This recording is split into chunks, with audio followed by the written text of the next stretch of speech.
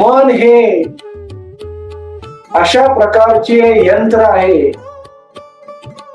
त्या यंत्राकडे अनेक मनुष्य एक गोष्ट दुर्लक्ष करत असतात आणि ते म्हणजे ह्या मनाला चांगल्या प्रकारे हळूहळू टप्प्याटप्प्याने प्रशिक्षित केल्या जाऊ शकते.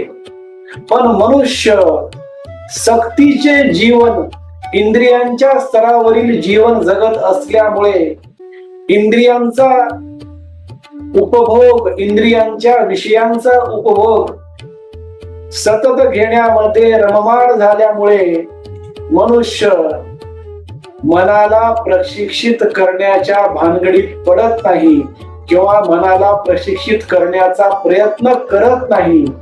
ही मनाची सर्वात मोठी दुर्लक्षित गोष्ट आहे अर्जुना.